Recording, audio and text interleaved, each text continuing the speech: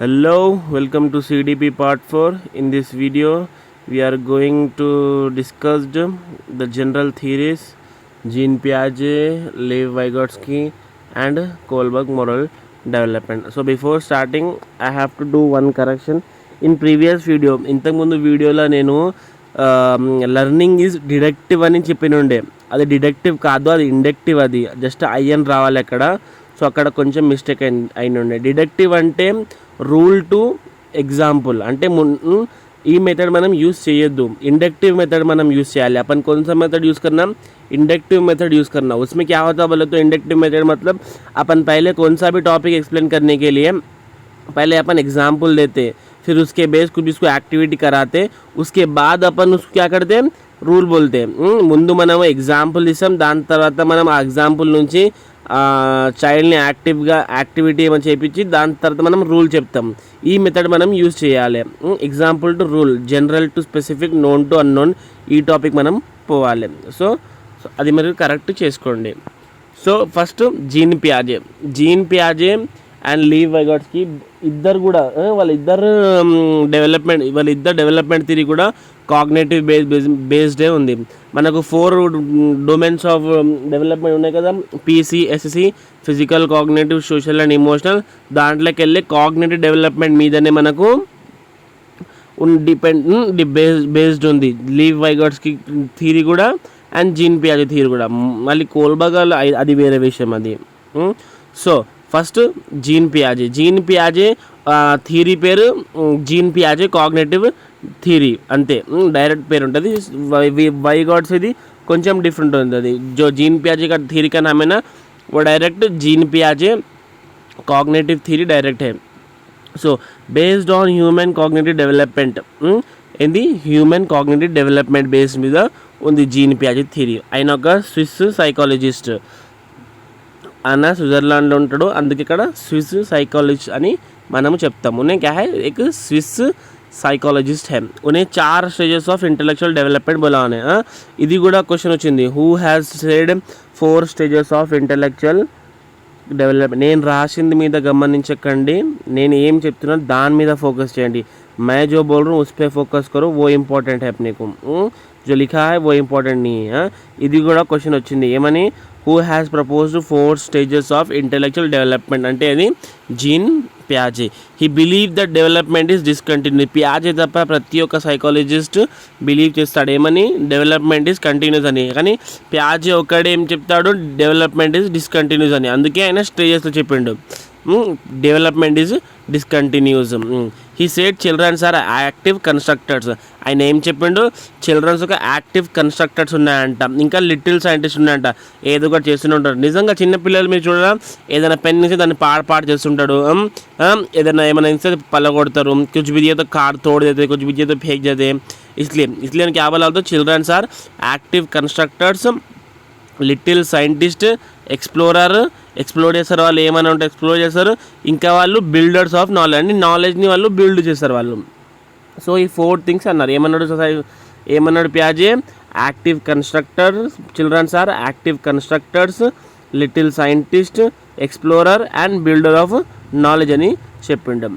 He has also worked on moral development. అయినా moral development మీద కూడా పనిచేసిండు, కానీ అది తిరిగి సక్సెస్ కాలేదు, అందుకే అది మనకు ప్రింట్ కాలేదు. సో ఇది కూడా క్వశ్చన్ వచ్చింది ఒకసారి ఏమని, who has worked except Kohlberg on moral development అంటే అది జీన్ పియాజే. He is also a radical constructivist అంటే ఏంది అంటే, who say childrens are actively construct knowledge అంటే ఎవరెవరు చెప్తారు ఈ మాట, పిల్లలు యాక్టివ్ కన్స్ట్రక్టర్ అని, పిల్లల్ని యాక్టివ్ పెట్టాలి లెర్నింగ్ అయ్యేటప్పుడు, వాళ్ళు కన్స్ట్రక్టివిస్ట్ అని చెప్పుకోవచ్చు. అర్థమైందా? సో జీన్ పియాజే ఎవరు, ఒక రాడికల్ కన్స్ట్రక్టివిస్ట్. అయినా he says thought comes first. ఆయన లాంగ్వేజ్ మీద అంత ఇంపార్టెన్స్ ఇవ్వలేడు. ఆయన ఏం చెప్పిండు, థాట్ ముందు వస్తుంది, దాని తర్వాత లాంగ్వేజ్ వస్తుంది అని చెప్పింది ఆయన. Some conceptual structures or information information storage are formed in brain is called brain. మనం స్కీమా మనం పుట్టినప్పటి నుంచి మన మైండ్లో చూడండి, ఇప్పుడు ఎట్లా మాట్లాడాలి, ఎట్లా ఉండాలి, ఎవరైనా ఒక్కసారి మనం చెప్పేసి మనం గుర్తుపెట్టుకుంటున్నాం అది. లేకుంటే ఏమైనా మనకు చిన్నప్పుడు మంచిగా కనిపించింది, ఏదైనా టాయ్స్ అది మనకు నచ్చింది, ఏదైనా అట్రాక్షన్ అవుతుంది. ఎందుకు? అది మన మైండ్లో ఒక స్ట్రక్చర్ ఉంది, మన మైండ్లో అది స్ట్రక్చర్ ఉంది. अपन किसी चीज़ से इंटरेक्ट हो रहे हैं या अपन अपने माइंड में कुछ एक चीज़ आ गई, अपन सोच रहे, మనం థింక్ చేస్తున్నాము, రీజనింగ్ చేస్తున్నాము, మనం మన కాన్సెప్ట్ ఏమైనా ఫామ్ అవుతున్నాయి, మన మైండ్లో కాన్సెప్షన్ ఏమైనా ఫామ్ అయ్యి అది ఎక్కడ ఫామ్ అవుతుంది? స్కీమాలా, బై బర్త్ ఉంటుంది స్కీమా అని పియాజే చెప్తున్నాడు. దీని గురించి కూడా చాలా ఎగ్జామ్లో మనకు క్వశ్చన్స్ వచ్చినాయి. మన మైండ్లో ఆల్రెడీ బై బర్త్ ఒక స్కీమా ఉంటుంది. ఆ స్కీమాలో మన information, knowledge, concept, thinking, perception మొత్తం దాంట్లోనే ఉంటుంది. సో 4 స్టేజెస్ ఆఫ్ ఇంటెలెక్చువల్ డెవలప్మెంట్లో 0 to 15 years వరకే ఆ స్టేజెస్ మొత్తం అయిపోతాయి. అందుకే డెవలప్మెంట్ ఇది డిస్కంటిన్యూస్ అని పియాజే అన్నాడు. అర్థమైందా? ఏ ఇయర్ నుంచి ఏ ఇయర్ వరకు పియాజే డెవలప్మెంట్ స్టేజెస్ ఉంటాయంటే 0 to 15 years वरके ఉంటాయి. 0 से 15 साल तक ही रहते हैं. 3 से 5 एज में कलेक्टिव मोनोलॉग होता कहते हैं. क्या बोला ने? जो 3 से 5 साल के बच्चे हैं ना, वो बच्चों में कलेक्टिव मोनोलॉग होता कहते हैं. 3 నుంచి 5 సంవత్సరాల వరకు పిల్లల మధ్యలో కలెక్టివ్ మోనోలాగ్ ఉంటుంది అంట. ఎగ్జాంపుల్, కలెక్టివ్ మోనోలాగ్ అంటే క్లాస్ 40 మంది ఉంటారు, 40 మెంబర్స్ ఉంటారు, ఒక్కరితో వాళ్ళు అస్సలు माట్లాడారు వాళ్ళు.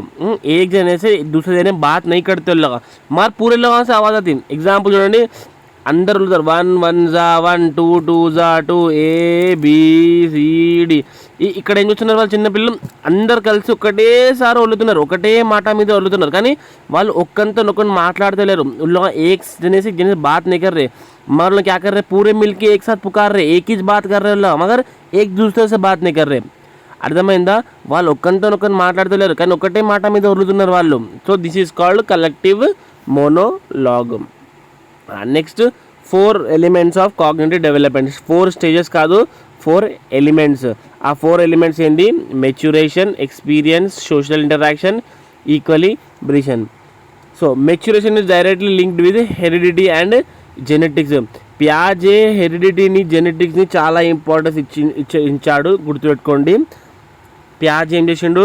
హెరిడిటీ అండ్ జెనెటిక్స్లో చాలా ఇంపార్టెన్స్ పియాజే ఇచ్చిండు. ఆయన ఏం చెప్పిండు అంటే,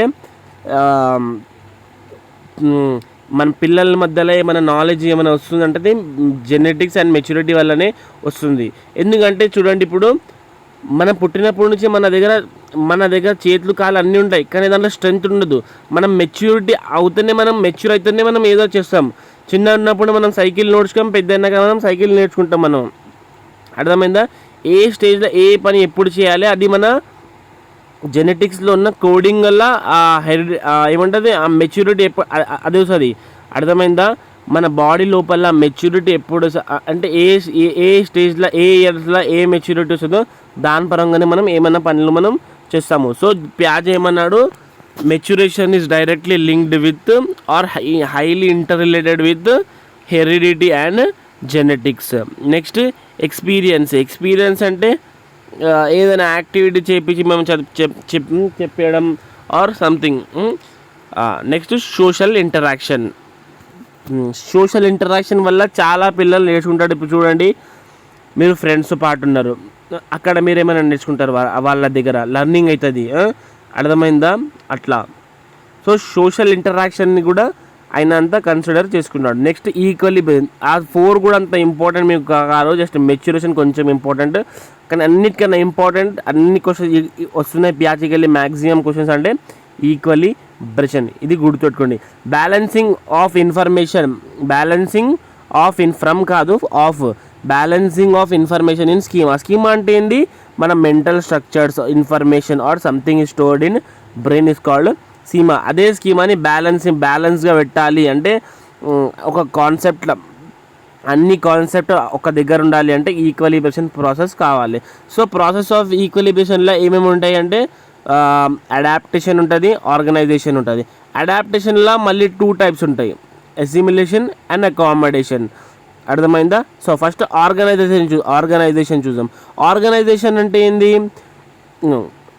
మనం ఏ థింగ్స్ ఎన్వైరన్మెంట్లో అడాప్ట్ చేస్తున్నాం. సో ఫర్ ఎగ్జాంపుల్ మీరు ఇప్పుడు ఇంట్లో ఉన్నారు, మీరు వేరే వాళ్ళ ఇంట్లోకి పోతారు. సో అక్కడున్న ఎన్వైరన్మెంట్ మీరు అడాప్ట్ చేసుకుంటలేరా? ఒకవేళ మీరు ఇక్కడ ఉన్నారు, ఇప్పుడు మీరు ఊటీకి వెళ్తున్నారు. సో అక్కడ పోయినాక అక్కడ ఎన్వైరన్మెంట్ అడాప్ట్ చేస్తున్నారు. చేయకపోతే ఏమవుతుంది, అక్కడ చల్లి ఉంటుంది.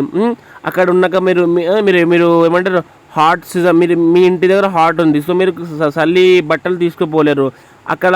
అక్కడ ఎన్వైరన్మెంట్ని మీరు అడాప్ట్ చేయకపోతే ఏమవుతుంది, చల్లికి చచ్చిపోతారు మీరు కూడా. अर्थమైందా? ऐसी अगर तुम जहाँ के एनवायरनमेंट को वहाँ पर अडाप्ट नहीं करें तो फ़ायदा नहीं होता. इसलिए क्या करना मतलब अपन अडाप्ट करना अपन चीज़ों को. మనం జనరల్లీ మనం అడాప్ట్ చేసేయాలి. అంటే మనం ఎన్వైరన్మెంట్లో ఏమేమి అడాప్ట్ చేస్తున్నాం అది మన మైండ్లో స్టోర్ అవుతుంది. సో ఆర్గనైజేషన్ అంటే మనం ఏమేమి అడాప్ట్ చేస్తున్నామో అది ఒక కాన్సెప్ట్లో అడాప్ట్ అవుతుంది. సో ఫర్ ఎగ్జాంపుల్ నేను వెజిటేబుల్స్ చూశాను, ఫ్రూట్స్ చూశాను, మరి ఇంకా చాక్లెట్స్ కూడా చూశాను. అది ఒకటే టాపిక్ కాదు కదా, 3 topics. Fruits separate, vegetable separate और चॉकलेट सेपरेट, 3 सेपरेट चीज़ें हैं. तो तीनों का अलग अरेंजमेंट होता. అంటే నథింగ్ బట్ ఆర్గనైజేషన్ అంటే ఏంటి అంటే మన మైండ్లా అన్ని కాన్సెప్ట్ని ఒక టాపిక్ వైజ్ సెట్ చేసుకోవడం. సో చూడండి, ఇప్పుడు నేను కూడా మీకు చెప్పేటప్పుడు జీన్ ప్యాజ్ సపరేట్ చెప్తున్నాను, వైగాట్స్కి సపరేట్ చెప్తున్నాను, కోల్బాక్స్ సపరేట్. ఇది ఏం చెప్తున్నాను, నేను ఆర్గనైజ్ చేస్తున్నాను. నేను అంటే టాపిక్ వైజ్ ఆర్గనైజ్ చేస్తున్నా. అంటే దీనివల్ల ఏమవుతుంది, ఒకవేళ మీకు చాక్లెట్ అంటే ఆ మైండ్లో మీకు అరే ఈ చాక్లెట్ ఇవి చాక్లెట్స్ ఉంటాయని మీకు మైండ్లో గుర్తొస్తాయి. అర్థమైందా? ఐసా ఇప్పుడు నాకు ప్యాజ్ గుర్తొస్తే నేను పేజెస్ టర్న్ చేసి నేను చూసుకోవచ్చు. అట్లానే మీ మైండ్లో ఏ టాపిక్ నుంచి సపరేట్ అన్ని స్కీమాస్ ఆర్గనైజేషన్ ఫామ్ అయింది. ఒకవేళ నేను ఏదైనా మాట అంటే, సో నేను చాక్లెట్ అంటే అనుకో, అరే ఈ చాక్లెట్స్ ఉంటాయి, ఈ ఫ్रूट्स ఉంటాయి, ఈ वेजिटेबल्स ఉంటాయి మీ మైండ్లో వస్తుంది. समझे? अगर तुम्हारे माइंड में जो अपन तुम एनवायरनमेंट से अडाप्ट कर रहे वो जब तुम्हारे माइंड में बस जाता, जब तुम्हारे माइंड में क्या आता बोले तो वो अरेंजमेंट ऑर्गेनाइजेशन की मदद से अरेंजमेंट होता. अगर जो हर टॉपिक का अलग अलग होता, फूड का अलग, चॉकलेट्स का अलग, फिर फिल्म्स का अलग, फ़ोन्स का नॉलेज अलग, सबके अलग अलग स्टोर होते. तुम जो भी नॉलेज सोचे तो ऑटोमेटिक तुम्हारे माइंड में कंसेप्शन फॉर्म होता. సో నెక్స్ట్ అడాప్టింగ్లోకి వెళ్ళి మళ్ళీ ఒక అసిమిలేషన్ ఒకటి ఉంది, అకామిడేషన్ ఉంది. చాలామంది దీంట్లోనే కన్ఫ్యూజ్ అవుతారు. సో అసిమిలేషన్ అంటే సింపుల్గా చెప్పాలి అంటే అది adding of new information into the schema. అర్థమైందా? యాడింగ్ చేస్తున్నాం అంతే. అకామిడేషన్ అంటే modifying the or manipulate or adjusting the information in existing information in schema. ఇది మనం ఇంకా డెప్త్గా మనం చూద్దాం. ఆగండి. ఫస్ట్ స్కీమా అంటే డెఫినేషన్ చూడండి, collection of information in brain or existing or previous structure of knowledge of information is called schema. అంటే మన మైండ్లో ఒక ఇన్ఫర్మేషన్ కలెక్ట్ చేసుకోవడం ఆర్ మన existing knowledge or previous knowledge structures అన్న ఇన్ఫర్మేషన్ అన్న మన మైండ్లో మన బ్రెయిన్లో స్టోర్ అయితే దాన్నే మనము स्कीमा अंटाम. समझे? कलेक्शन ऑफ जो इन्फॉर्मेशन अपने माइंड में रहता है, जो कॉन्सेप्ट फॉर्म हो रहा है ना माइंड में, उसको अपन स्कीमा बोलते हैं. నెక్స్ట్ ప్రాసెస్ ఆఫ్ అడాప్టేషన్ ఇక్కడ చూడండి. ఇక్కడ సో ఫస్ట్ ప్రాసెస్ ఆఫ్ అడాప్టేషన్లో ఏమవుతుంది అంటే అసిమిలేషన్ అవుతుంది. సో మీరు ఇప్పుడు ఇక్కడ నుంచి మీరు ఇప్పుడు ఫిల్మ్ చూడడానికి పోయినరు. సో మీరు ఫిల్మ్లో ఫర్ ఎగ్జాంపుల్ మీరు ఒక ఐఫోన్ చూసినారు. సో ఇది ఐఫోన్ అని మీకు ఎవరో చెప్పినారు. సో ఇది మీకు కొత్త ఇన్ఫర్మేషన్, అది ఏమైంది అసిమిలేషన్ ద్వారా యాడ్ అయిపోయింది. Adding of new information is called assimilation in schema. Adding of new information in schema is called assimilation. ఇది ఐఫోన్ అని ఎవరో మీకు చెప్పారు, ఇది మీరు యాడ్ చేసుకున్నారు. అప్పుడు ఏమైంది, బ్యాలెన్స్ అయిపోయింది. ఇప్పుడు వరకు మీరు ఇంకొక ఐఫోన్ చూసినారు, సో ఇది కూడా ఐఫోన్ అంటే సో మీరు నేర్చుకుంది ఇన్ఫర్మేషన్ మళ్ళీ ఇంకొక ఐఫోన్ చూసినారు, సో బ్యాలెన్స్ ఉంది ఇప్పుడు వరకు మీకు. నెక్స్ట్ న్యూ సిచ్యువేషన్, ఇప్పుడు మీరు ఐఫోన్ చూసినారు అంటే సేమ్ ఐఫోన్ కాదు, ఐఫోన్ లాంటిదే ఇంకొక ఫోన్ మీరు చూసినారు. అప్పుడు ఏమైంది, అరే ఇది కూడా ఐఫోనేనా అని మీరు కన్ఫ్యూజ్ అయ్యారు. అప్పుడు ఏమైంది, న్యూ సిచ్యువేషన్, అది ఐఫోన్ కాదు కానీ మీరేమనుకుంటున్నారు, అది ఐఫోనే అని మీరు అనుకుంటున్నారు. సో అప్పుడు ఏమవుతుంది, డిస్గుల్ అంటే బ్యాలెన్స్ ఇప్పుడు కాదు, బ్యాలెన్స్ ఏమేమి ఉంటే అది మొత్తం అది అయిపోతుంది. సో అప్పుడు మీరు ఏం చేస్తారు, అకామిడేషన్ చేస్తారు. అంటే ఉన్న ఇన్ఫర్మేషన్ మీరు మోడిఫై, మ్యానిపులేట్ ఆర్ అడ్జస్ట్ చేసుకుంటారు. సో ఐఫోన్స్ ఇట్లా ఉంటాయి, ఐఫోన్స్ ఇట్లా ఉంటాయి, శాంసంగ్ ఫోన్స్ ఇట్లా ఉంటాయని మళ్ళీ మీరు ఏం చేస్తున్నారు, మోడిఫై చేసుకుంటున్నారు. అర్థమైందా? మళ్ళీ మోడిఫై నుంచి మళ్ళీ ఇంకొక కొత్త ఇన్ఫర్మేషన్ యాడ్ అవుతుంది. అట్లా మోడిఫై చేసినాకంటే ఇప్పుడు మాడిఫై చేసినాక మళ్ళీ కొత్త ఇన్ఫర్మేషన్ కదా మనకు అది. సో అది మళ్ళీ అసిమిలేషన్ ద్వారా మళ్ళీ యాడ్ అవుతుంది. సో మీకు ఒకవేళ క్వశ్చన్లో మాడిఫై, మ్యానిపులేట్, అడ్జస్ట్ ఈ 3 వర్డ్స్ ఎక్కడ ఉంటే అది అకామిడేషన్ గురించి మాట్లాడుతుందని అర్థం చేసుకోవాలి. समझे. अगर तुमको तो असिमिलेशन के प्रोसेस में क्या रहता बोले तो असिमिलेशन मतलब एडिंग ऑफ न्यू इन्फॉर्मेशन रहता. कुछ भी न्यू इन्फॉर्मेशन अपन देखे तो अपने माइंड में ऐड हो जाता. फिर अपन फिर और दूसरी चीज़ सेम देख लिए तो बैलेंस है, तो समझो इक्विलिब्रियम हो रहा. अगर उसके बाद तुमको एक न्यू सिचुएशन आती, जब तुम्हारे को अगर वो गलत हो गया तो माइंड में क्या होता है, एक डिसइक्विलिब्रियम फॉर्म हो जाता. फिर तुमको उसको मॉडिफाई करने का रहता तुम्हारे को उसको. दान मళ్ళీ ఈక్విలిబ్రియం అంటే balancing of information schema is called equilibrium. Assimilation అంటే ఏదైనా కొత్త నాలెడ్జ్ని యాడ్ చేయడం అసిమిలేషన్ అంటాం. సో ఒక క్వశ్చన్ ఏమొచ్చింది అంటే ఒక చైల్డ్ అన్నం పప్పు రెండు కలిపి తినడం నేర్చుకుంటుండు. సో ఇది అసిమిలేషనా అకామిడేషనా? ఇది అసిమిలేషన్. ఎందుకంటే ఇప్పుడు నేర్చుకుంటున్నాడు, కొత్త నాలెడ్జ్ యాడ్ చేసుకుంటున్నాడు. సో ఇది అసిమిలేషన్. ఇంకొక క్వశ్చన్ దీంట్లోకి వెళ్ళి ఏమొచ్చిందంటే ఒక పర్సన్ క్యాట్ని చూసిండు, ఒక ఎనిమల్ని చూసిండు, అది క్యాట్. సో ఆయన ఏం నేర్చుకుంటూ, క్యాట్కి ఒక తోక ఉంటుంది, 2 కళ్ళు ఉంటాయి, 4 కాళ్ళు ఉంటాయని ఆయన నేర్చుకుంటూ. సో అది అసిమిలేషన్ అయ్యింది అది. సో ఇంకొక క్యాట్ని చూసిండు, ఇది క్యాటే కదా అని అడిగిండు. సో అందరు ఇది చెప్పిండు, క్యాట్ అని చెప్పిండ్రు, మళ్ళీ బ్యాలెన్సే ఉంది. సో న్యూ సిచ్యువేషన్ ఏమొచ్చిందంటే ఆయన ముంగల్లో ఒక డాగ్ వచ్చింది. డాగ్ వచ్చినప్పుడు ఏమైంది, जब सामने डॉग आ गया तो उसके क्या होता है, कैट इज बोल रहा था तो उसके माइंड में क्या स्ट्रक्चर फॉर्म है न्यू सिचुएशन में सामने क्या स्ट्रक्चर फॉर्म है कि उसके जो माइंड में है ना, जो 4 पैरा 1 दुम और 2 काना आँखा है, 4 కాళ్ళు का తోక ఉంది, అది క్యాట్ అని తెలుసు, అది న్యూ సిచ్యువేషన్. కానీ ఆయన ముంగల కుక్క వచ్చింది. సో ఆయన కన్ఫ్యూజ్ అయ్యాడు. అప్పుడు ఏమైంది, డిస్ఈక్విలిబ్రియం అయింది. సో ఏమైంది, సో అరే క్యాట్ సపరేట్ ఉంటాయి, కుక్కలు సపరేట్ ఉంటాయి, అయినా మరి మాడిఫై చేసుకుని మళ్ళీ అసిమిలేషన్ ద్వారా మళ్ళీ యాడ్ చేసుకుండు. సో ఇది అకామిడేషన్ అండ్ అసిమిలేషన్ గురించి మళ్ళీ చెప్తున్నా. అసిమిలేషన్ అంటే యాడింగ్ గురించి ఏమైనా వస్తే అది అసిమిలేషన్స్, మాడిఫై, అడ్జస్ట్, మ్యానిపులేట్ వస్తే అది అకామిడేషన్ గురించి మాట. So 4 stages of development. 4 stages of development గురించి మాట్లాడితే first stage sensory motor stage. ఇది 0 to 2 years వరకే ఉంటుంది, గుర్తుపెట్టుకోండి. 0 to 2 years. వేరే సైకాలజీస్ ఈ స్టేజ్ని ఇన్ఫాన్సీ స్టేజ్ కూడా అంటారు. So nothing but sensory motor stage అంటే సెన్సెస్ ప్లస్ మోటార్ యాక్టివిటీస్. అంటే చైల్డ్ ఈ స్టేజ్లో ఉన్నప్పుడు సెన్సెస్ 5 సెన్సెస్ టచ్ చేసి, ఫీల్ చేసి, టేస్ట్ చేసి, చూసి, విని అట్లా అంటే 5 సెన్సెస్తోనే నేర్చుకుంటాడు. ఇంకా మోటార్ యాక్టివిటీస్తోనే నేర్చుకుంటాడు. అర్థమైందా? మోటార్ యాక్టివిటీస్ అంటే ఏదైనా ఆడుకుంటా, క్రాలింగ్ చేసుకుంటా, తీసి ఏమైనా ఉంటే పట్టుకోవడం, దాని ద్వారా నేర్చుకుంటారు. जो बच्चा क्या है यहाँ पर सेंसेस से और मोटर एक्टिविटी से ही ये स्टेज में सीखता. ऑब्जेक्ट परमानेंट लैक भी करता और अचीव भी करता. అంటే స్టార్టింగ్ 4-5 మంత్స్ నుంచి లాస్ట్ మనకు 14-15 మంత్స్ వరకు కూడా ఆబ్జెక్ట్ పర్మనెన్స్ ఉండదు. ఆబ్జెక్ట్ పర్మనెన్స్ ఉంటుంది. అంటే ఎట్లా అంటే ఆబ్జెక్ట్ పర్మనెన్స్ లాక్ ఎట్లా అవుతుంది అంటే, ఇప్పుడు ఒక టాయ్ ఉంది, ఆయన టాయ్తో ఆడుకుంటుండు, గంట సేపు ఆడుకుండు. ఇప్పుడు ఏమే మీరు అది తీసుకొని దాపెట్టిండ్రు, ఆయన ఏడుస్తాడు. ఆయన ముంగలు కనిపించకపోతే ఆయన ఏడుస్తాడు. ఫలానా వాళ్ళ మమ్మీ ఉంది, మమ్మీని చూస్తూనే ఉంటాడు.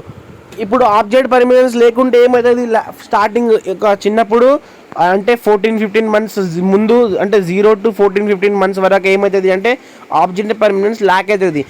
వాళ్ళ మమ్మీ కనిపించలేదు అనుకో, ఆయన ఏడుస్తాడు. టాయ్స్ కనిపించలే ఏడుస్తాడు.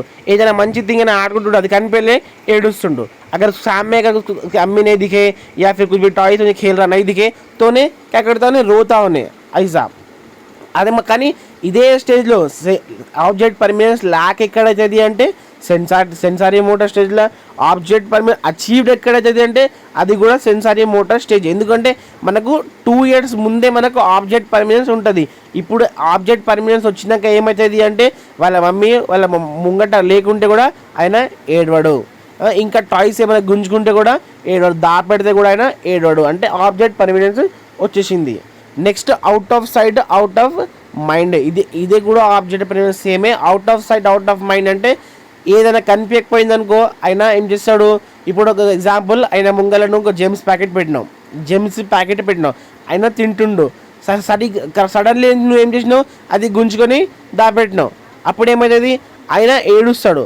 So out of sight out of mind కూడా ఇదే స్టేజ్లో ల్యాక్ కూడా అవుతుంది, మళ్ళీ ఇదే స్టేజ్లో అచీవ్డ్ కూడా అయిపోతుంది.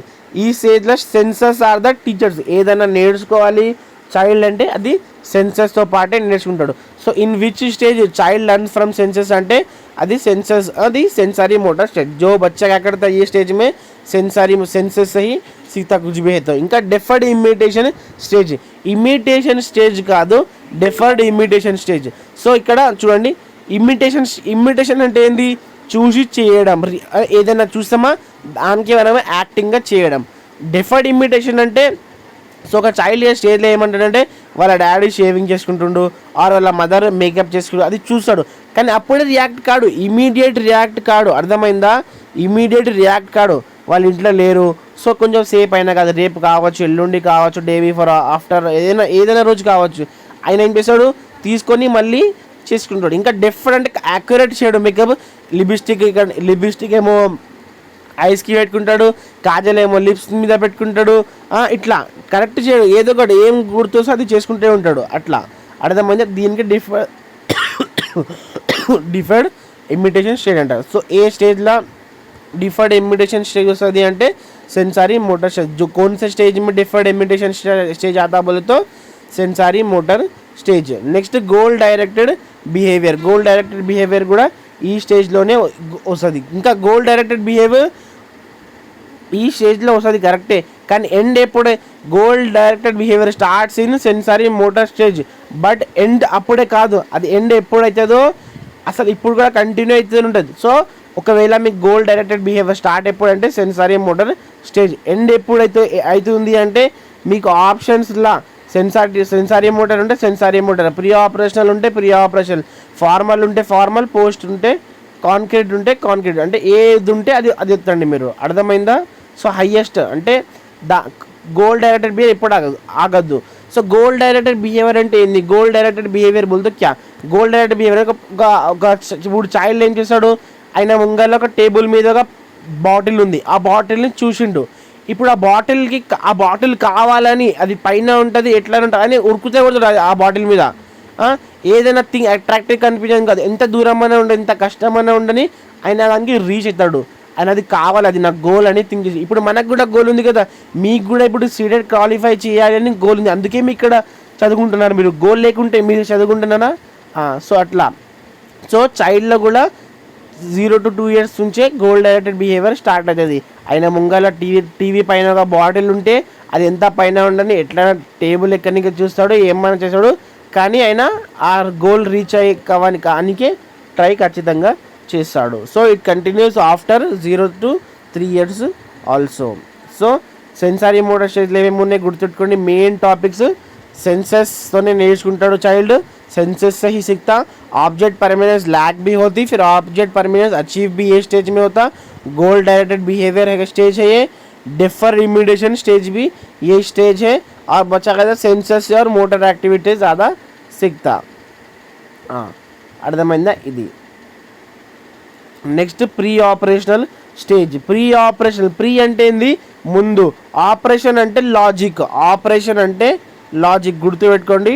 ప్రీ ఆపరేషన్ అంటే బిఫోర్ లాజిక్, అంటే లాజిక్ లేకుంటే చైల్డ్ ఉంటాడు ఈ స్టేజ్లో. అంటే 2 to 7 years ఈ ఏజ్ వాళ్ళు దగ్గర ప్రీ ఆపరేషన్ స్టేజ్లో ఉంటారు.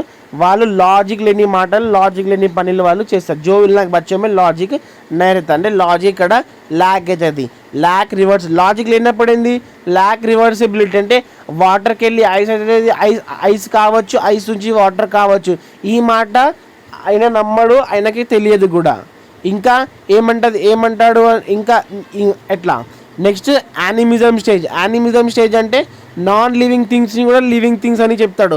ఫర్ ఎగ్జాంపుల్ ఆయన ఒక డోర్తో దెబ్బ తాకింది, సో ఆయన ఏమనుకున్నాడు, ఆయన ఏమనుకుంటాడు, నాకు డోర్ కొట్టిండు, మేరకు డోర్ మారాబోలికి సమస్య. ఇప్పుడు ఒకవేళ మీరు పోయి ఆ డోర్ని కొడితే ఆయన సెల్ఫ్ సాటిస్ఫాక్షన్ అయిపోతాడు. సో నాకు కొట్టినావు కదా డోర్ను, నీకు కూడా మా అమ్మ కొట్టింది కదా, కరెక్ట్ అయిందని ఆయన అట్లా అనుకుంటాడు. సో ఇది యానిమిజం స్టైల్. అంటే నాన్ లివింగ్ థింగ్స్లో కూడా लिविंग थिंग्स लागा है ना चूसకుంటాడు. जो बच्चा क्या करता है नॉन लिविंग थिंग्स को भी लिविंग थिंग्स समझता है. अगर उसको किसी चीज़ चोट लगी तो उसको भी लगना बोल के सोचता. बच्चा क्या करता ఈగో సెంట్రిజం ఇతా. సో గుర్తుపెట్టుకోండి, ప్యాజే ఈగో సెంట్రిజం అని చెప్తాడు. ఇది కూడా చాలా ఇంపార్టెంట్, గుర్తుపెట్టుకోండి. ప్యాజే egocentrism, child is egocentrism in preoperational stage అని చెప్తాడు. ఈగో సెంట్రిజం అంటే ఏంది, సెల్ఫ్ సెంటర్డ్. ఏంది సెల్ఫ్ సెంట్రిజం అంటే my wish is equal to everyone wish. అంటే ఏంటంటే నాకు నచ్చింది కదా అదే మాట అందరికీ నచ్చాలి. నాకు పప్పు నచ్చితే అందరికీ కూడా పప్పు నచ్చాలి. అగర్ మేరకు దही पसंद है तो सबको दही पसंद होना, मेरे को डोरेमोन पसंद है तो सबको डोरेमोन पसंद होना. నాకు రేపు కాలేజ్ పోవడం ఇష్టం ఉంటే అందరికీ ఇష్టం ఉండాలి. అది అంటే ఏంటంటే ఈ చైల్డ్లో ఈ స్టేజ్లో ఏమనుకున్నాడంటే నాకు ఏది నచ్చుతుంది అది అందరికీ నచ్చాలి. నచ్చకపోతే కోపమవుతాడు, లేకుంటే ఏమైనా చేస్తాడు. సమझे.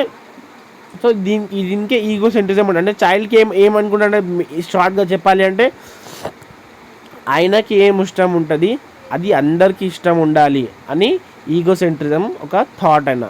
సో ప్యాజే child from in preoperational stage has a egocentrism అని చెప్పిండు. So next symbolic thoughts gains అంటే సింబల్స్ నుంచి నాలెడ్జ్ గెయిన్ చేసుకుంటాడు. సో ఏ స్టేజ్లో సింబాల్ థాట్ వస్తుంది అంటే ఇది ప్రీ ఆపరేషనల్ స్టేజ్లో సింబాలిక్ థాట్ వస్తుంది. Next lack of conversation. Lack of conversation అంటే ఇక్కడ మీకు చూస్తున్నారా 2 బీకర్స్ ఉన్నాయి, రెండు కూడా సేమ్ ఇది కూడా 1 లీటర్ బీకర్, ఇది కూడా 1 లీటర్ బీకర్, కానీ ఇది పొడుగా ఉంది, ఇది బ్రాడ్గా ఉంది. సో ఆయన ఏమనుకుంటాడంటే ఇది హైట్ ఉంది కదా, ఇదే పెద్ద కావచ్చు, ఇది చిన్న కావచ్చు అని అనుకుంటాడు. కానీ రెండు కూడా సేమ్ 1 లీటరే, కానీ ఆయనకు ఏది పెద్ద కనిపిస్తుంది అదే దాంట్లోనే ఎక్కువ నీళ్ళు ఉంటాయని ఆయన అనుకుంటాడు. जो दिखने में बड़ा है उसमें ही ज़्यादा होगा बोल के समझता. इसको ల్యాక్ ఆఫ్ కన్వర్జేషన్ बोलते. లాజిక్ లేనప్పుడు అన్ని ల్యాక్ అవుతాయి. ఇచ్చారు ఈ స్టేజ్లో అన్ని ల్యాక్ అవుతాయి. నెక్స్ట్ సెంట్రేషన్ అంటే ability to concentrate one thing. For example ఆయన చేతిలో పర్ఫ్యూమ్ బాటిల్ ఉంది. సో ఆయన జస్ట్ ఆ బాటిల్ని చూస్తాడు, అట్రాక్షన్ ఫోకస్ ఆ బాటిల్ మీద, ఒక బాటిల్ మీదనే ఉంది.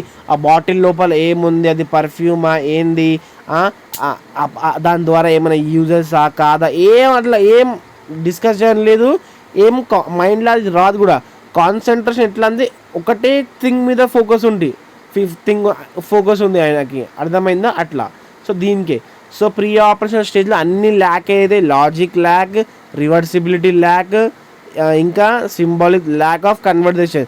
సో వచ్చేది ఏది అంటే ఈగో సెంట్రిజం, ఇంకా యానిమిజం స్టేజ్, సింబాలిక్ థాట్. ఇది చాలా ఇంపార్టెంట్, ఇది గుర్తుపెట్టుకోండి ఏ స్టేజ్లో ఏమేమి వస్తుంది. Next concrete operational. కాంక్రీట్ అంటే ఏంది, రియల్ ఆబ్జెక్ట్స్. అంటే ఈ స్టేజ్లో లాజిక్ వచ్చేస్తుంది. సో 7 to 11 years పిల్లల మధ్యలో ఇవి ఉంటుంది. అంటే 7 to 11 మధ్యలో పిల్లలకి లాజిక్ వచ్చేస్తుంది అని మనం చెప్పొచ్చు. కానీ ఆ లాజిక్ ఎట్లా ఉంటుంది అంటే కాంక్రీట్ లాజిక్ ఉంటుంది, అంటే అబ్స్ట్రాక్ట్ ఉండదు. కాంక్రీట్ అంటే ఏంది రియల్, అబ్స్ట్రాక్ట్ అంటే ఏంది imagine. So logic comes first year. మీకు ఎక్కడైనా లాజిక్ ఎప్పుడు వస్తుంది ఫస్ట్ అని మాట వస్తే అది ఏ స్టేజ్ అంటే కాంక్రీట్ ఆపరేషనల్. కొంచెం స్పెల్లింగ్ మిస్టేక్, ऑपरेशनल AL కూడా వస్తుంది ఇక్కడ. कौन से स्टेज में बच्चे को लॉजिक पहले आता बोले तो वो కాంక్రీట్ ఆపరేషనల్. సో ఆ లాజిక్ ఎట్లా ఉంటుంది అంటే ఇండక్టివ్ ఉంటుంది. ఎట్లా ఉంటుంది, ఇండక్టివ్ ఉంటుంది. సో ఆయనకి ఏమైనా ఎక్స్ప్లెయిన్ చేయాలి స్టేజ్లో అంటే ఫస్ట్ ఎగ్జాంపుల్ చెప్పాలి, దాని తర్వాత రూల్ చెప్పాలి. సో అర్థమవుతుంది. సో ఈ స్టేజ్లో కన్వర్జేషన్ వచ్చేస్తుంది. అంటే ఎంత పెద్ద బీకర్ ఉన్నా, ఎంత చిన్న బీకర్ ఉన్నా ఆయన క్వాంటిటీ బట్టి మాట్లాడతాడు, అంటే కన్వర్జేషన్ వచ్చేసింది. Next classification. అంటే క్లాసిఫికేషన్ అంటే ఆయన దగ్గర ముంగల ఫ్రూట్స్, చాక్లెట్స్, వెజిటేబుల్స్ ఉంటే ఫ్రూట్స్ని సపరేట్ పెట్టచ్చు, చాక్లెట్స్ సపరేట్ పెట్టచ్చు, వెజిటేబుల్స్ని సపరేట్ పెట్టచ్చు. అంటే క్లాసిఫికేషన్ వచ్చేసింది. ఇంకా next seriation, ascending and descending order కూడా చైల్డ్ చేయొచ్చు. కాంక్రీట్ ఆపరేషనల్లోనే. నెక్స్ట్ రివర్సిబిలిటీ కూడా ఈ స్టేజ్లో వచ్చేస్తుంది. నెక్స్ట్ డీసెంట్రేషన్ అంటే ఒక థింగ్ మీద ఫోకస్ కాకుండా అన్ని థింగ్స్ మీద ఫోకస్ వచ్చేస్తుంది. సో ప్రీ ఆపరేషనల్లో ఏవేవి ల్యాక్ అవుతున్నాయి అవి అన్నీ కాంక్రీట్ ఆపరేషనల్లో వచ్చేసాయి. సో ఇంకొక క్వశ్చన్ ఏమొచ్చింది అంటే అకార్డింగ్ టు పియాజే seriation comes in concrete operational అని వచ్చిండే, అది ట్రూ ఆర్ ఫాల్సా అని వచ్చింది. సో ఒకవేళ మీకు ఆప్షన్స్లా based on the environment seriation can come in preoperational అంటే కూడా ఓకే. ఎందుకంటే చూడండి సీరియేషన్ అంటే ఏంది, అసెండింగ్ అండ్ డిసెండింగ్ ఆర్డర్లో సెట్ చేయడం. ఫర్ ఎగ్జాంపుల్ ఏదైనా చైల్డ్ వాళ్ళ ఇంట్లో కిరాణా షాప్ ఉంటే ఆయన చిన్నప్పటి నుంచి కిరాణా షాప్లో ఉంటాడు, వాళ్ళ మమ్మీ పేరెంట్స్ లేకుంటే ఆయననే షాప్ మీద కూర్చుంటాడు. సో ఆయనకి calculation easy, addition subtraction multiplication ఆయనకి ఈజీ అయిపోతుంది. సో ఆయన 5-6 years ఉన్నప్పుడు కూడా సీరియేషన్ అయినా చేయొచ్చు. So based on the environment కూడా సీరియేషన్ ఎఫెక్ట్ అవుతుంది చిల్డ్రన్స్ మైండ్ మీద. సో దాని బేస్ మీద కూడా మీరు చెప్పచ్చు. Next formal operational stage. Formal operational stage అంటే ఫార్మల్ అంటే ఏంది, ఆఫ్టర్ లాజిక్ ఏమవుతుంది. సో ఆఫ్టర్ లాజిక్ ఏమవుతుంది అంటే అబ్స్ట్రాక్ట్ థింకింగ్. అంటే అబ్స్ట్రాక్ట్ థింకింగ్ ఎప్పుడు స్టార్ట్ అవుతుంది, అబ్స్ట్రాక్ట్ థింకింగ్ అంటే ఫార్మల్ ఆపరేషనల్ స్టేజ్లోనే అబ్స్ట్రాక్ట్ థింకింగ్ స్టార్ట్ అవుతుంది. అండ్ అబ్స్ట్రాక్ట్ థింకింగ్ అంటే ఏంటి అంటే మీ ముంగడ ట్రీ లేదు కానీ మీకు నేను ట్రీ గురించి చెప్తే మీ మైండ్లో మీరు ట్రీ వచ్చేస్తుంది, మీరు అప్పుడే ట్రీ గురించి ఆలోచిస్తున్నారు.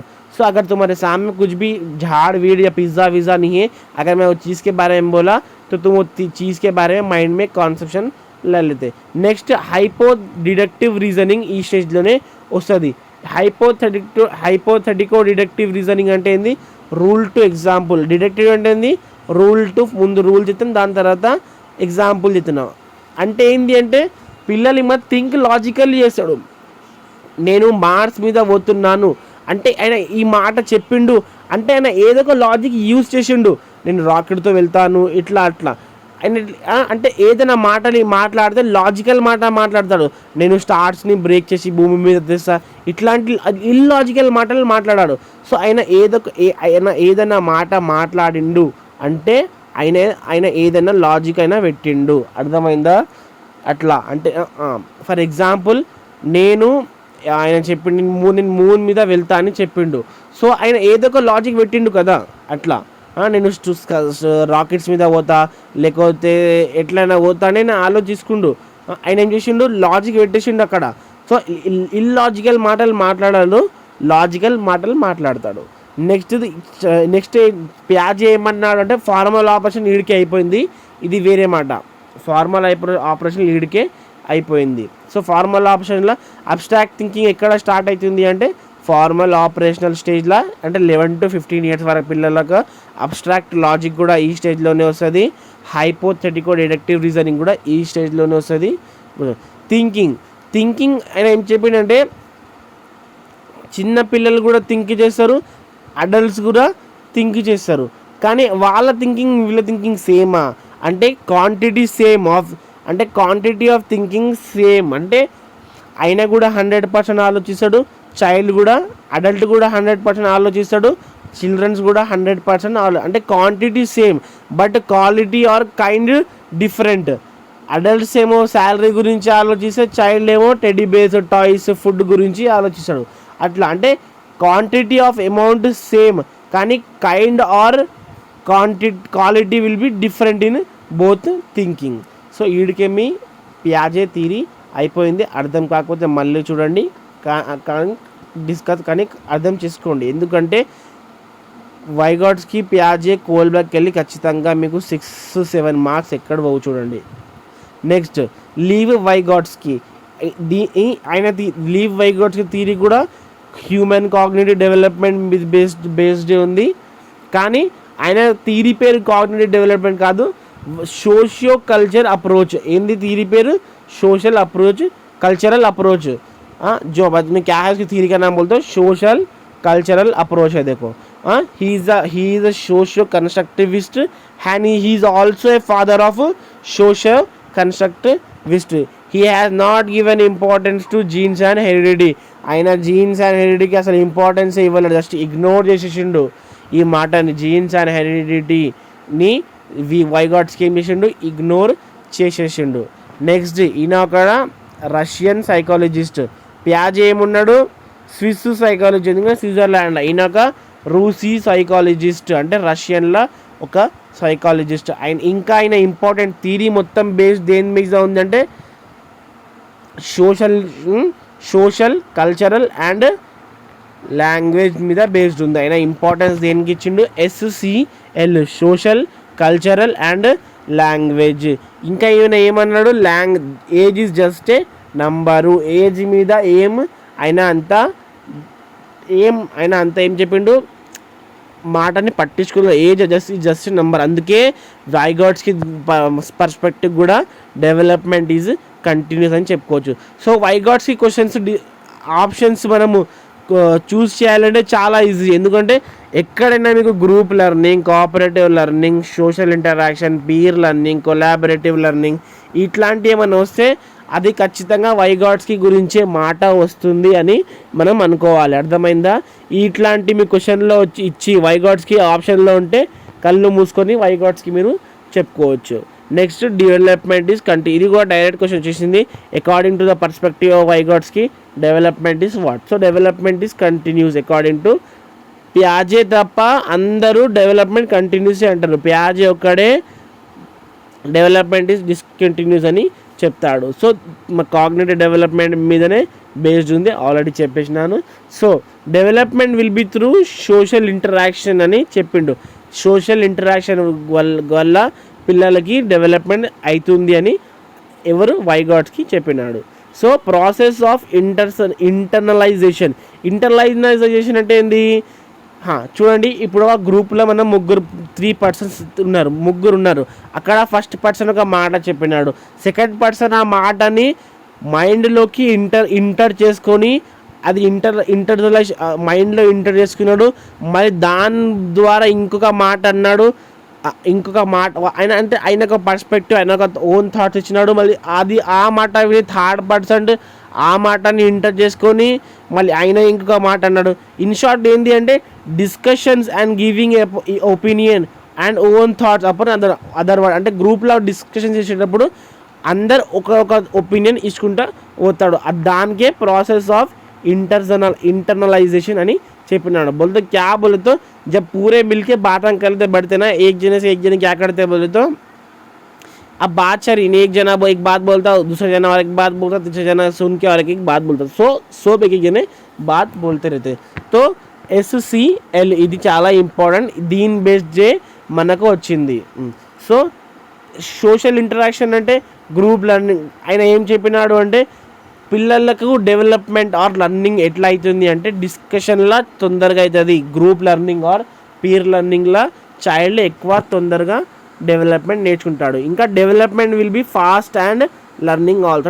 అంటే నిజంగా కొలాబరేటివ్, కోఆపరేటివ్ ఆర్ డిస్కషన్ మెథడ్స్లో చైల్డ్కి డెవలప్మెంట్ ఫాస్ట్ అవుతుంది సోషల్ ఇంటరాక్షన్ వల్ల అని వైగాట్స్కి చెప్పిండు.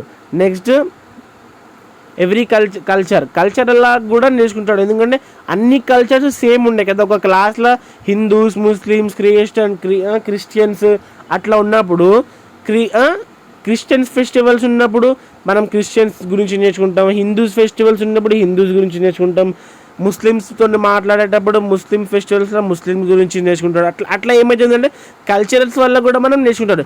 Every culture is different and has it own value. ప్రతి ఒక్క కల్చర్ డిఫరెంట్ ఉన్నా కూడా ప్రతి ఒక్క కల్చర్కి ఒక ఇంపార్టెంట్ అండ్ సేమ్ వాల్యూ ఉంది. Every culture gives an impact on social development. అంటే ఆయన ఏమంటుండో అంటే పిల్లలకు డెవలప్మెంట్లో సోషల్, కల్చరల్ అండ్ లాంగ్వేజ్ మూడు కూడా ఒక ఇంపాక్ట్ ఇస్తున్న డెవలప్మెంట్ మీద అని చెప్పిండు. సో ఇది కూడా క్వశ్చన్ మీకు వచ్చింది. ఏమని క్వశ్చన్ వచ్చిందంటే క్వశ్చన్ వచ్చిందంటే what impact on development of a child, what are the 3 impacts on child అంటే అది సోషల్, కల్చరల్ అండ్ లాంగ్వేజ్ అని చెప్పచ్చు మనం. సో సోషల్ కల్చర్ కన్నా కూడా ఎక్కువ ఇంపార్టెంట్ వైగాట్స్కి దేని మీద ఇచ్చిండు అంటే లాంగ్వేజ్ మీద ఇచ్చిండు. ఆయన ఏమన్నాడు అంటే లాంగ్వేజ్ కమ్స్ ఫస్ట్ అని చెప్పిండు. థాట్ కన్నా ముందు లాంగ్వేజ్ వచ్చింది అని వైగాట్స్కి చెప్పినాడు. Next language is a tool కూడా అని చెప్పిండు. లాంగ్వేజ్ ఈజ్ ఎ టూల్ అని కూడా చెప్పిండు. ఎందుకంటే మనకు ఏదైనా నేర్చుకోవాలి, వేరే సబ్జెక్ట్స్ నేర్చుకోవాలి, వేరే వాళ్ళతో మాట్లాడాలి, క్లాస్లో ఉండాలి, और फलाना మనం ఎక్కడైనా మనం పోయినా మనము अपन कहीं भी जाओ, किधर भी जाओ, कुछ पढ़ना हो, कुछ किसी से बात करना हो, कुछ भी हो, अपने को लैंग्वेज की ज़रूरत पड़ती है. మనకు భాష ఉపయోగం పడుతుంది. ఎవరితోనా మాట్లాడాలి, సోషల్ ఇంటరాక్షన్ చేయాలి, और చదువుకోవాలి కూడా మనకు ఏం అవసరం? భాష అవసరం, మనకు లాంగ్వేజ్ అవసరం. So language 3 types of languages ఉంటాయని చైల్డ్ స్టేజెస్లో అని చెప్పినాడు ఎవడు? వైగాట్స్కి. ఫస్ట్ ఇది సోషల్ స్పీచ్. సోషల్ స్పీచ్ అంటే ఏంది? అది 2+ years వాళ్ళకు ఉంటుంది. సోషల్ స్పీచ్ అంటే ఇప్పుడు మనం ఇద్దరం మాట్లాడుతున్నాం, నేను నీతో మాట్లాడుతున్నా, నువ్వు నాతో మాట్లాడుతున్నాం, ఇద్దరి మధ్యలో ఒక ఇంటరాక్షన్ అవుతుంది, అది social speech. Next private speech. Private speech అంటే ఏంటంటే సెల్ఫ్ రెగ్యులేషన్. అంటే నేను నాతో పాటే మాట్లాడుకుంటున్నాను. ఇప్పుడు నేను ఫోన్లో రికార్డింగ్ చేస్తున్నాను, నేను ఎవరితో మాట్లాడుతున్నానా, నేను నాతో మాట్లాడుకుంటున్నాను. ఎగ్జాంపుల్, మనం చదువుకుంటున్నప్పుడు అరే ఇది ఇట్లా కాదు, అది అట్లా కాదు. ఇప్పుడు మీరు రేపు ఎగ్జామ్ రాస్తారు, మీరు మీతో చెప్పుకున్నారు, అబ్బాయి ఈ క్వశ్చన్ అబ్రా చెప్పిండు చదువుకోమని, కానీ నేనే చదువుకోలేను, నేను టైంపాస్ చేశాను, అబ్బా ఎందుకు చేశాను, చదువుకుంటే ఇది నేను 1 marks నాకు ఈజీగా వస్తుండే అని నువ్వు నీతోనే మాట్లాడుకుంటున్నాను అట్లా. సో ఇది ప్రైవేట్ స్పీచ్. సో ఇదే ప్రైవేట్ స్పీచ్ని ప్యాజే ఈగోసెంట్రిజం అని చెప్పినాడు. ఏమని? ఈగోసెంట్రిజం అని చెప్పిండు. Next silent inner speech. ఇప్పుడు ప్రైవేట్ స్పీచ్లో మనం మనతోనే మాట్లాడుకుంటున్నాం, కానీ వాయిస్తోనే మాట్లాడుతున్నాం మనం. అర్థమైందా? ఒక క్వశ్చన్ ఏమొచ్చిందంటే, ఒక అబ్బాయి రూబిక్ క్యూబ్ ఉంటుందా, సారీ అది వదిలేసాను, ఒక అబ్బాయి లూడో ఆడేటప్పుడు తనతో మాట్లాడుతున్నాడు. సో ఇది ఏంది అంటే వైగాట్స్కి ప్రకారం ఇది ప్రైవేట్ స్పీచ్. ప్యాజే పర్స్పెక్టివ్ ఇది ఈగోసెంట్రిజం. సో మనతోనే మాట్లాడుతున్నాము, అదే సౌండ్తో పాటు, అంటే అది ప్రైవేట్ స్పీచ్. మనతోనే మాట్లాడుకుంటున్నాము కానీ వితౌట్ సౌండ్. अपन खुद से ही बात कर रहे मगर बिना साउंड के, तो वो है సైలెంట్ ఇన్నర్ స్పీచ్. మనతోనే మాట్లాడుకుంటున్నాం కానీ వితౌట్ సౌండ్, మనసులోనే మాట్లాడుతున్నాము, అది ఏంది? Silent inner speech. సో ఇంకొక వైగాట్స్కి ఒక థియరీ ఉంది, జోన్ ఆఫ్ ప్రాక్సిమల్ డెవలప్మెంట్. ఏంది? Zone of proximal development. So దీంట్లో త్రీ టర్మ్స్ ఉంటాయి, జెడ్పిడి, ఎంకేఓ, స్కాఫోల్డింగ్. అంటే జోన్ ఆఫ్ ప్రాక్సిమల్ డెవలప్మెంట్ ఒకటి, ఎంకేఓ అంటే more knowledgeable other, and scarf folding. So nothing but zone of proximal అంటే ఏంది అంటే the zone which can't be achieved by a person without a support. For example, మీకు మీరు qualify అవుతారు, కానీ నా సపోర్ట్ లేకుండా, ఆర్ యూట్యూబ్ సపోర్ట్ లేకుండా, ఆర్ మీకు బుక్స్ లేకుండా మీరు క్వాలిఫై అవుతారా? డైరెక్ట్గా ఎగ్జామ్ రాయమంటే రాస్తారా? రారు. కానీ అది మీ జోన్లో ఉంది, మీరు క్వాలిఫై కావచ్చు, మీ జోన్లో ఉంది, కానీ వితౌట్ సపోర్ట్ మీరు కారు. అర్థమైందా? ఇప్పుడు మీరు డైరెక్ట్ పోయి రాయొచ్చా? నిద్రలకి వెళ్ళి రేసి మీరు డైరెక్ట్ రాయొచ్చా? రాయరు, క్వాలిఫై కారు. మీకు ఒక సపోర్ట్ కావాలి, అది నా సపోర్ట్ కానీ, బుక్స్ సపోర్ట్ కానీ, యూట్యూబ్ సపోర్ట్ కానీ, మీకు ఒక సపోర్ట్ కావాలి. మీరు క్వాలిఫై కావచ్చు, అది మీ జోన్లో ఉంది, కానీ మీకు ఒక సపోర్ట్ కావాలి. సో ఆ సపోర్టే ఒక టెంపరీ హెల్ప్. అంటే ఎగ్జామ్ వరకు నేను మీకు సపోర్ట్ ఇస్తున్నాను, అదే టెంపరీ హెల్ప్ని స్కాఫ్ ఫోల్డింగ్ అంటారు. ఏమంటారు? స్కాఫ్ ఫోల్డింగ్ అంటారు. మీరు సీటెడ్ క్వాలిఫై కావచ్చు, అది మీ జోన్ ఆఫ్ ప్రాక్సిమల్ డెవలప్మెంట్. నేను మీకు ఎగ్జామ్ వరకు మీకు ఒక సపోర్ట్ ఇస్తున్నాను, నేను ఒక మీకు టెంపరీ హెల్ప్ ఇస్తున్నాను, అది स्कैफ फोल्डिंग. मैं तुम्हारा जो तुम सीटेड क्वालिफाई हो सकते वो तुम्हारा जोन ऑफ प्रॉक्सिमल डेवलपमेंट है, मगर तुम्हें क्वालिफाई करने के लिए एक सपोर्ट होना, वो सपोर्ट मैं हूँ, वो टेम्पररी हेल्प मैं इधर हूँ.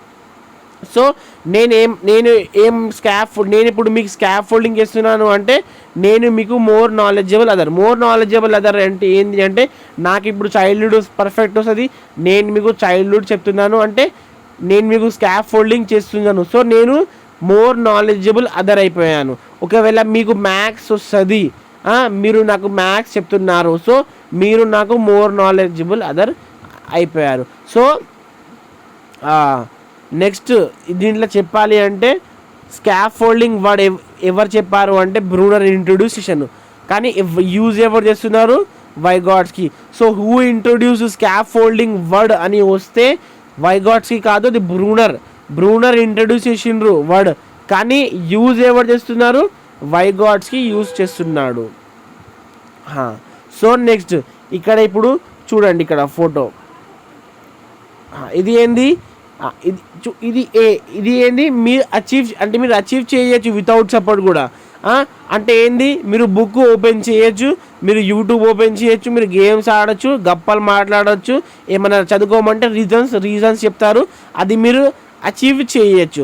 నెక్స్ట్ మీరు సీటెడ్ క్వాలిఫై కావచ్చు, కానీ మీకు ఒక సపోర్ట్ కావాలి. ఈ జోన్ ఆఫ్ ప్రాక్సిమల్ డెవలప్మెంట్ మీరు రీచ్ కావాలి అంటే మీకు ఒక సపోర్ట్ కావాలి. అదే సపోర్ట్ నేను ఇస్తున్నాను, మీకు టెంపరీ హెల్ప్ ఇస్తున్నాను, అదే నేను మీకు స్కాఫ్ ఫోల్డింగ్ చేస్తున్నాను. నేను మీకు స్కాఫ్ ఫోల్డింగ్ చేస్తున్నాను అంటే నేను మీకు మోర్ నాలెడ్జబుల్ నేను అయిపోయాను. So next B. ఇక్కడ ఏంది అంటే ఈ బి అంటే ఏంది అంటే అసలు ఇది సపోర్ట్ ఇచ్చినా కూడా మీరు రీచ్ కారు, ఇది B place. Next scaffolding is dynamic, flexible and zone can be change. For example ఇప్పుడు మీకు డిఎస్సికి నేను ఇప్పుడు సీటెడ్కి నేను సపోర్ట్ ఇస్తున్నాను, మీరు క్వాలిఫై అయిపోతున్నారు. అదే ఇప్పుడు నేను డిఎస్సికి కూడా సపోర్ట్ ఇస్తే మీ జోన్ పెరిగింది, అప్పుడు మీరు క్వాలిఫై అవుతారు. మీరు ఇప్పుడు ఐఏఎస్ ఎగ్జామ్కి నేను సపోర్ట్ ఇస్తున్నాను, దాంట్లో కూడా మీరు క్వాలిఫై అయింది, మీ జోన్ పెరుగుతుంది. అంటే జోన్ చిన్నగా ఉండదు, అది ఎంతైనా కావచ్చు. మీ ability based on the improvement of your ability, your zone of proximal development will be changeable. तुम्हारी एबिलिटी जितनी बढ़ेंगी तुम्हारा जोन उतना बढ़ेगा. మీ ఎబిలిటీ ఎంత పెరుగుతుంది అంత మీ జోన్ కూడా పెరుగుతుంది. Next ZPD is difference between what a child can do with or without a support. ZPD అంటే ఏంటంటే ఏం మనం చేయొచ్చు విత్ సపోర్ట్ అని, వితౌట్ సపోర్ట్ అని కూడా చెప్పచ్చు. మోర్ నాలెడ్జబుల్ ఎవరైనా కావచ్చు, అది ఏజ్లో నాకన్నా చిన్న కూడా కావచ్చు, ఏజ్లో నాకన్నా పెద్ద కావచ్చు. ఇది సో వైగాట్స్కి కీ పాయింట్స్ ఏమేమి ఉన్నాయంటే ఎక్కడైనా మీకు ఆప్షన్స్లా group learning, collaborative learning or projects, reciprocal teaching, peer learning, assistive learning, cooperative learning, collaborative learning, social interaction, culture and impact learning or learning or tutoring. ఇక్కడ గ్రూప్ లెర్నింగ్ బదులు group tutoring వస్తే కూడా ఒకటే మాట. సో ఇన్ని points ఎక్కడైనా మీకు వస్తే, ఇంకా కల్చరల్ లాంగ్వేజెస్ మీద ఎక్కువ ఇంపార్టెన్స్ ఇస్తుందంటే అది వైగాట్స్కి గురించి మాట వస్తుంది అని మీరు అనుకోవాలి, డైరెక్ట్ ఆప్షన్ వచ్చేయాలి. So next Kohlberg theory moral development. Kohlberg theory పేరు మోరల్ డెవలప్మెంట్. ఈయన థియరీ మోరల్ డెవలప్మెంట్ ఉంది. సో ఈ moral development is a part of social development. మనం పీసీఏసీ చదివేటప్పుడు పార్ట్ 1లోనే నేను చెప్పినాను ఏమని, సోషల్ డెవలప్మెంట్లో మోరల్ డెవలప్మెంట్ కూడా వస్తుంది. నెక్స్ట్ ఏ స్టూడెంట్ అంటే కోల్బర్గ్ ఒక స్టూడెంట్ ఉంది. అంటే మీరు నా స్టూడెంట్ ఎట్లా ఉన్నారు, కోల్బర్గ్ ఒక స్టూడెంట్ ఉంది, ఆమె పేరు ఏం పేరు? క్యారల్ గిలిగన్. ఈమె బేస్డ్ కూడా క్వశ్చన్స్ మనకు వచ్చినాయి. సో క్యారల్ గిలిగన్ ఏం చెప్పింది అంటే Kohlberg moral development theory gender biased అని చెప్పింది. क्या बोली उन्हें? जो कोलबर्ग की जो थ्योरी है ना वो जेंडर बायस्ड थ्योरी है.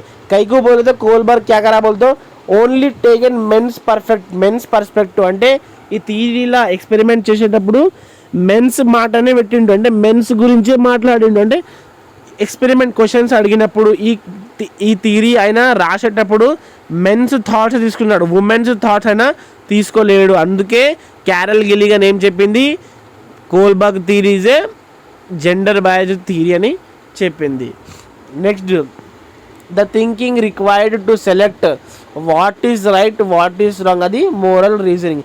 మనం ఏదైనా రైట్ పోవాలా లెఫ్ట్ పోవాలా, అన్నం తినాలా వద్దా, చదవాలా చదవద్దా, ఏమన్నా మనం థింకింగ్ చేస్తున్నాం ఎస్ఆర్ నో మధ్యలో అంటే దానికే మనము మోరల్ ఎస్ఆర్ నో మధ్యలో కాదు, what is right what is wrong మధ్యలో, తప్పు ఒప్పు మధ్యలో మనం ఏదన్నా థింకింగ్ చేస్తున్నాం అంటే ఏదో ఒక రీజనింగ్ మనం పెడుతున్నాం అంటే దానికే మోరల్ రీజनिंग అంటున్నాం.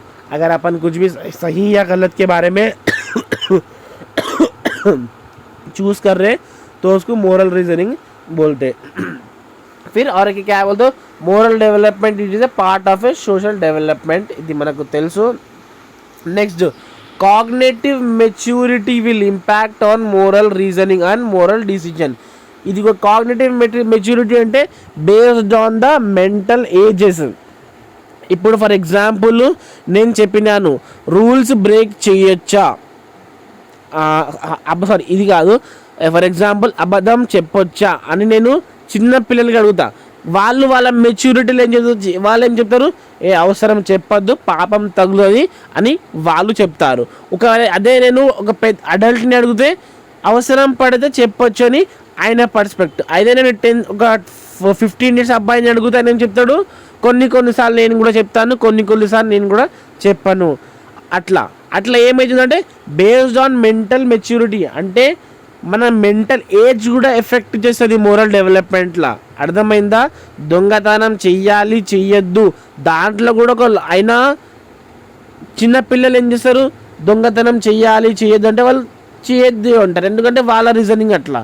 కానీ పెద్ద అయినాక పెద్దయిన వాళ్ళకు అవసరం పడితే వాళ్ళు ఏమన్నా అది వాళ్ళ ఇష్టం. సో ఏజెస్ కూడా మ్యాటర్ ఇక్కడ మోరల్ రీజనింగ్లో. మోరల్ డిసిజన్స్ తీసుకోనికే ఏజెస్ కూడా మ్యాటర్. అదే ఏజ్ని కోల్బర్గ్ ఏమంటాడు, కాగ్నేటివ్ మెచ్యూరిటీ అని చెప్తాడు.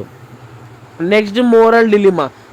డిలిమా అంటే ఏంటంటే కోల్బర్గ్ ఒక పనికిమాలినో ఏమని చెప్పుకోండి, ఆయన ఏం చేస్తారు అంటే కన్ఫ్యూజన్ క్వశ్చన్స్ అడుగుతాడు. ఏమని, వాళ్ళ ఎక్స్పెరిమెంట్ చేసేటప్పుడు ఆయన స్టూడెంట్స్ ఉన్నారు కదా, ఆయనకి ఏం చెప్తాడు, ఇది తప్ప, ఇది తప్పు అంటే ఎందుకు తప్పు, తప్పు అంటే ఇట్లా తప్ప అట్లా తప్ప, ఒప్పు అంటే ఇట్లా ఒప్ప అట్లా ఒప్ప అంటే ఏదో ఒక క్వశ్చన్స్ అడిగి కన్ఫ్యూజ్ చేసి వాళ్ళ థాట్స్ మీద ఈ పర్స్పెక్టివ్ ఆయన తయారు చేశారు.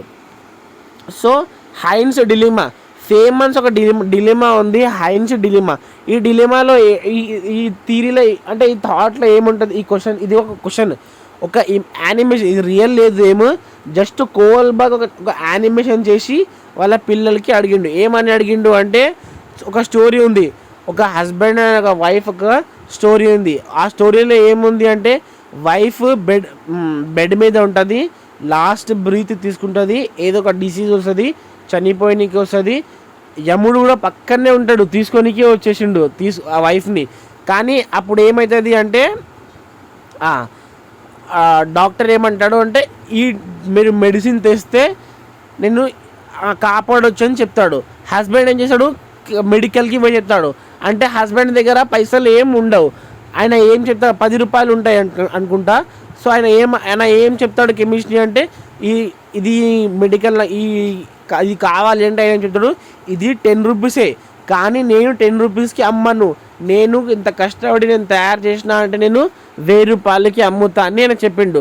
అప్పుడు హైన్స్ ఏం చేస్తాడు అంటే నా దగ్గర అంత పైసలు లేదు, నేను ఆ తర్వాత ఇస్తా, ఇది ఇస్తా, ఇవ్వండి అంటే ఆయన బతిమలాడతాడు, ఆయనకి మళ్ళీ అది దొరకదు. సో ఆయన దగ్గర ఇప్పుడు 2 ఆప్షన్స్ ఉన్నాయని కోల్బర్గ్ వల్ల స్టూడెంట్ చెప్తాడు. ఒకవేళ వైఫ్ని సాక్రిఫైస్ చేసేయాలి ఆర్ అదర్స్ దొంగతనం చేయాలి. సో ఇది చిన్న పిల్లలకి అడిగితే ఆయన చిన్న పిల్లలు ఏం చెప్తాడు అంటే దొంగతనం చెయ్యొద్దు అని వాళ్ళ పర్స్పెక్టివ్. పెద్దవాళ్ళకి అడిగితే వాళ్ళు ఏం చెప్తారు, వాళ్ళకి ఏం చెప్తారు, కాదు సాక్రిఫైస్ ఎందుకు, అది సాక్రిఫైస్ చేయదు, దొంగతనం చేయాలని వాళ్ళు చెప్తారు. So based on the cognitive maturity అది ఏజెస్ వల్ల అవుతాయి. సో ఇది అంటే కాగ్నిటివ్ మెచ్యూరిటీ మీద అంటే చిన్న ఏజెస్ కూడా మ్యాటర్ ఉంటాయి మోరల్ డిసిజన్లో, మోరల్ రీజనింగ్లో. సో లాస్ట్ ఇది చూడండి ఇక్కడ, తో కోల్బర్గ్ మోరల్ డెవలప్మెంట్లో 3 లెవెల్స్ ఉన్నాయి, 3 లెవెల్స్ 6 స్టేజెస్ ఉన్నాయి, అంటే ఈచ్ లెవెల్లో 2 స్టేజెస్ ఉన్నాయి. సో 3 లెవెల్స్ ఏవి అంటే ప్రీ కన్వెన్షనల్, ఇక కన్వెన్షనల్ అంటే tradition or social or society అని చెప్పొచ్చు మనము. So pre conventional level, conventional level and post conventional level. So pre conventional level में कौन से एज तक कौन से रहता बोले तो 4 से 10 इयर्स तक, यानी 4 to 10 इयर्स వరకే ప్రీ కన్వెన్షనల్ లెవెల్ ఉంటుంది. కన్వెన్షనల్ లెవెల్ ఏ ఇయర్స్ నుంచి ఏ ఇయర్స్ వరకు అంటే 10 to 13 ఇయర్స్ వరకు. పోస్ట్ కన్వెన్షనల్ లెవెల్ ఏ ఇయర్స్ నుంచి ఏ ఇయర్ వరకు అంటే 13+ వరకు ఉంటుంది. సో కన్వెన్షనల్ అంటే ఏదైనా tradition or society. So pre conventional అంటే ట్రెడిషనల్ కన్నా ముందు. సో ఈ స్టేజ్లో ఉన్న వాళ్ళ పిల్లలు అంటే 4 to 10 years పిల్లలు వాళ్ళకి అసలు మోరల్ వాల్యూ వాళ్ళ మోరల్ जीरो वाला मोरल. उन लोगों का कुछ मोरल है बोले तो वो क्या है, मोरल जीरो है. दूसरों का मोरल उन लोगों को लगता. సో ఈ స్టేజ్ ఈ లెవెల్లో ఏంటంటే సొసైటీ కన్నా ముందు అంటే వాళ్ళకు వాళ్ళ సెల్ఫ్ చూడండి ఇక్కడ. సో దీనిలో 2 stages ఉన్నాయి. So first stage obedience and punishment orientation. Obedience and punishment orientation అంటే ఇక్కడ పనిష్మెంట్ భయంతో ఆర్డర్స్ ఉంటాడు. ఒకవేళ మీ మమ్మీ మీకు చదువుకోమంటే మీరు నేను లేకపోతే కొడతా అంటే మీద కొట్టే భయంతో చదువుకుంటాడు. అర్థమైనా? చదవకపోతే మా మమ్మీ కొడుతుంది అంటే ఇది ఎక్స్ట్రిన్సిక్ మోటివేషన్ అయినా కూడా అంటే ఒక భయంతో వాళ్ళు చదువుకుంటున్నారు. అంటే ఇది ఏ stage? Obedience and punishment orientation. ఒక క్వశ్చన్ ఏమొచ్చింది అంటే ఒక చైల్డ్ చదువుకుంటున్నాడు, వాళ్ళ ఫాదర్ మంచి రిజల్ట్ వస్తే రాకపోతే కొడతా అని చెప్పిండు. సో ఇది ఏంది? పనిష్మెంట్ భయంతో. మనము రూల్స్ ఫాలో అవుతున్నాము, ట్రాఫిక్ రూల్స్, ఎందుకు చలాన్ రావద్దనే మనం రూల్స్ ఫాలో అవుతున్నాం, అది కూడా భయంతోనే అది కూడా. సో ఇది ఏ స్టేజ్లో? ఒబీడియన్స్ అండ్ పనిష్మెంట్ ఓరియంటేషన్లో. Next personal reward orientation. ఈ స్టేజ్ని ఇంకొక ఏమంటామంటే ఇండివిజువలైజం ఆర్ ఎక్స్చేంజ్ అని కూడా వింటాం. ఇంకా ఈ స్టేజ్ని టిట్ ఫర్ టాట్ కూడా అంటాం, గివ్ అండ్ టేక్ కూడా అంటున్నాం. అంటే ఈ స్టేజ్లో ఏమంటుందంటే ఒక చైల్డ్ మోరల్ ఎట్లా ఉంటుంది అంటే ఒకవేళ మనం చైల్డ్ని షాప్కి పోమంటే సరే నేను షాప్కి వద్దా కానీ నాకు కూడా 10 రూపాయలు కావాలి అంటాడు. అంటే నేను మీ పని చేయాలి అంటే మీరు కూడా నా పని చేయాలి. నేను మీకు ఈరోజు అన్నం తినిపిస్తున్నాను అంటే రేపు మీరు నాకు అన్నం తినిపించాలి. నేను మీకు ఈరోజు హెల్ప్ చేస్తున్నాను అంటే మీరు కూడా రేపు నాకు హెల్ప్ చెయ్యాలి అని ఇది మాట ఎవరికి. సో ఈ స్టేజ్లో ఉన్న వాళ్ళకి థింకింగ్, మోరల్ రీజనింగ్ అట్లా ఉంటుంది. ఇంకొక మాట, ఒక క్వశ్చన్ ఏమొచ్చింది అంటే ఒక చైల్డ్ని కొట్టిండు. సో ఇంకొక చైల్డ్ ఏమన్నాడు అంటే ఆయన నాకు కొట్టిండు నేను కూడా బరాబర్ కొడతా. సో ఈ స్టేజ్ అంటే ఆయన ఏ స్టేజ్లో ఉన్నాడు అంటే పర్సనల్ రివార్డ్ ఓరియంటేషన్లో ఉన్నాడు, టిట్ ఫర్ టాట్ స్టేజ్లో అయినా ఉన్నాడు. నెక్స్ట్ కన్వెన్షనల్ లెవెల్ అంటే సొసైటీ కోసం ఆర్ ట్రెడిషన్ కోసం. దీంట్లో first interpersonal relationship.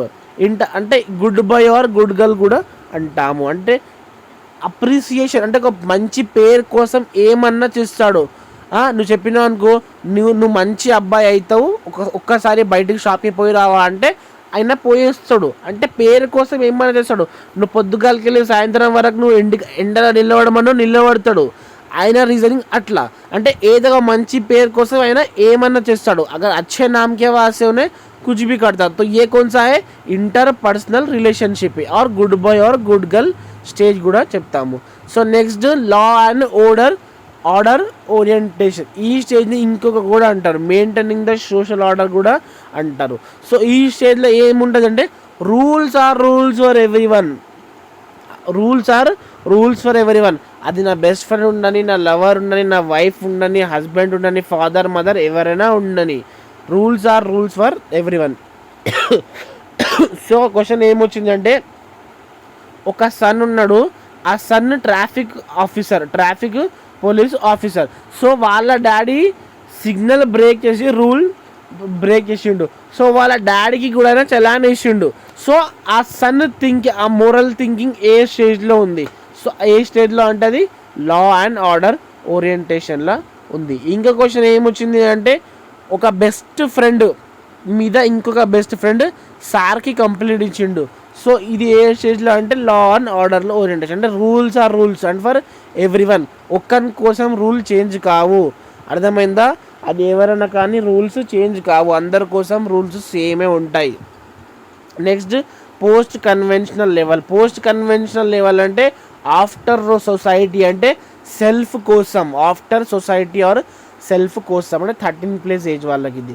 So first ఇది social contract and individual rights. ఈ స్టేజ్లో ఏముంటుంది అంటే rules, some rules can be break for individual rights. అంటే ఒక మంచి కోసం మనం రూల్స్ బ్రేక్ చేయొచ్చు. అంటే చూడండి, ఇప్పుడు ట్రాఫిక్ సిగ్నల్స్ ఉన్నాయి, మనం బ్రేక్ చేయొద్దు, కానీ అంబులెన్స్ బ్రేక్ చేయొచ్చు, ఎందుకంటే చేయకపోతే ఒక చచ్చిపోతుంది కదా. అంటే ఒక్క మంచి కోసం మనం రూల్స్ బ్రేక్ చేయొచ్చు అని ఈ రూల్ మాట. అర్థమైందా? ఈ స్టేజ్ మాట. సో ఇది పోస్ట్ కన్వెన్షన్ లెవెల్లో ఫస్ట్ స్టేజ్, మోరల్ డెవలప్మెంట్ థియరీలో ఇది 5th stage. Next universal ethical principle. ఈ స్టేజ్ అంటే అన్నిటికన్నా హయ్యర్ మోరల్ థింకింగ్ ఇది. ఈ స్టేజ్లో ఏముంటుంది అంటే ఒక మంచి కోసం మనం సాక్రిఫైస్ కూడా చేయొచ్చు.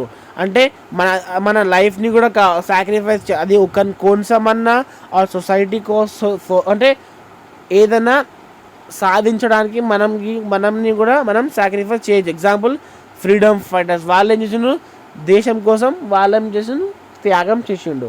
సో ఇంకో క్వశ్చన్ మోరల్ డెవలప్మెంట్కి వెళ్ళి ఏం వచ్చింది అంటే లా and order orientation A stage అని వచ్చింది. సో అక్కడ ఒకవేళ what stage is law and order orientation according to moral development theory అంటే అది 4th స్టేజ్. ఒకవేళ అకార్డింగ్ టు కన్వెన్షనల్ లెవెల్ అంటే అది 2nd స్టేజ్. మీకు ఎగ్జాంపుల్ యూనివర్సల్ ఎథికల్ ప్రిన్సిపల్ ఏ stage according to moral development theory అంటే 6th stage, according to post conventional level అంటే 2nd stage. ఇది మాట గుర్తుపెట్టుకోండి.